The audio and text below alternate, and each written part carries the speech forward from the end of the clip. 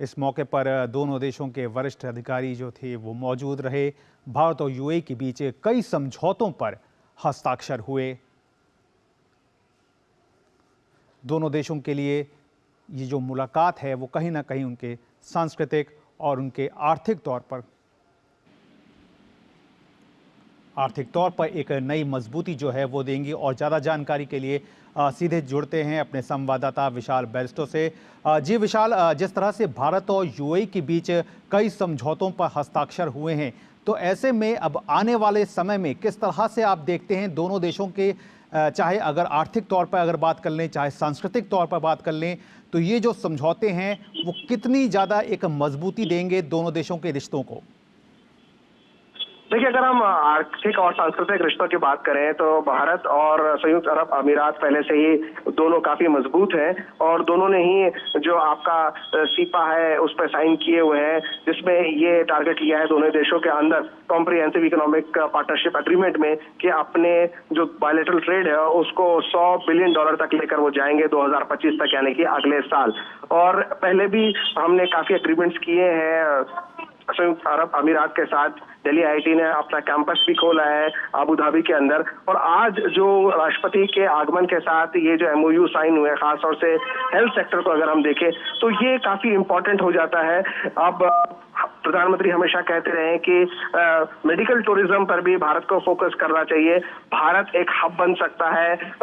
Health sector के अंदर, और जो हमारा ट्रेडिशनल जो हमारा चीजें हैं, खासतौर से आयुर्वेद, वो एक इम्पॉर्टेंट रोल अदा कर सकता है। और हमने देखा कि किस तरह से कोविड के अंदर हमारा जो ट्रेडिशनल मेडिसिन है उसने एक अहम रोल अदा किया था। तो ये तमाम जो चीजें हैं वो काफी इम्पोर्टेंट इसलिए भी हो जाती हैं कि एक तो राष्ट्रपति संयुक्त अरब अमीरात का भारत आना और प्रधानमंत्री नरेंद्र मोदी के साथ उनका रोड शो, और इस मौके पर जब वाइब्रेंट गुजरात ग्लोबल समिट होने जा रहा है उससे एक दिन पहले ये जो एमओयू साइन हुए हैं वो इस बात को दिखाते हैं कि दोनों ही देश कितने सीरियसली लेते हैं अपना जो एग्रीमेंट किया है $100 बिलियन का जो उनका टारगेट है उसको लेकर, और उस टारगेट को अचीव करने के लिए ये एमओयूज के साथ साथ जो ग्लोबल इन्वेस्टर समिट है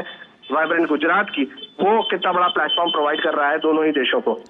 बिल्कुल विशाल, और जिस तरह से हमने देखा कि जिस तरह से रोड शो हुआ और वाइब्रेंट गुजरात ग्लोबल समिट से जस्ट से पहले, तो ये जो तस्वीरें हैं ये कहीं ना कहीं एक इन्वेस्टमेंट को जो बाहर के देश हैं उनके लिए भी एक बड़ा एक परिदृश्य जो है उसको सामने रखती हैं कि आप आइए और यहाँ पर इन्वेस्ट करिए। एक माहौल जो है वो एक सकारात्मक माहौल जो है वो देखने को मिलता है। तो क्या कुछ ये जो तस्वीरें हैं वो आगे आने वाले समय में अगर इन्वेस्टमेंट के लिहाज से देखा जाए तो कितना बड़ा एक बदलाव जो है वो देखने को मिलेगा? देखिए, इस इन्वेस्टमेंट के ये जो समिट है इसकी जो थीम है वो है gateway to growth,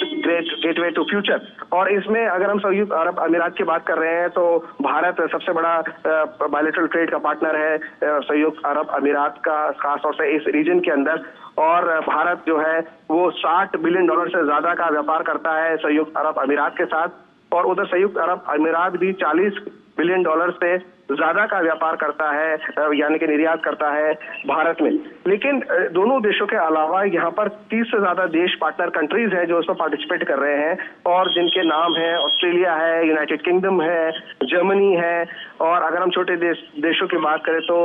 Timor Leste है जिसे हम ईस्ट तिमोर के नाम से जानते हैं, मोजाम्बिक अफ्रीका का प्रतिनिधित्व कर रहा है। तो ये तमाम देश इसमें पार्टिसिपेट कर रहे हैं। तो ये विन विन सिचुएशन है हर उस कंट्री के लिए जो इसमें पार्टिसिपेट कर रहा है, क्योंकि जो इश्यूज हैं वो पूरी दुनिया में अब बदल गए हैं, और उस पूरी दुनिया के अंदर कोविड के बाद जो है वो रीजनल ब्लॉक्स बन रहे हैं, ट्रेडिंग ब्लॉक्स बन रहे हैं, one on one man to man contact पे ज्यादा जोर दिया जा रहा है। आर्टिफिशियल इंटेलिजेंस, साइबर सिक्योरिटी के साथ ब्लू इकोनॉमी एक बड़ा मुद्दा है, ग्रीन हाइड्रोजन ऐसा मुद्दा है जिससे कोई भी देश अछूता नहीं रह सकता। और उन्हीं मुद्दों को लेकर ये जो समिट हो रहा है, भारत और संयुक्त अरब अमीरात पूरी दुनिया से ये कहने जा रहे हैं आइए आप भी हमारे साथ हाथ मिलाइए और विकसित राष्ट्र के साथ साथ विकसित विश्व की तरफ हमें बढ़ना है। और पूरी दुनिया तभी विकास कर सकती है जब हम ग्लोबल साउथ को भी साथ लेकर चलें, और भारत ग्लोबल साउथ को लीड कर रहा है।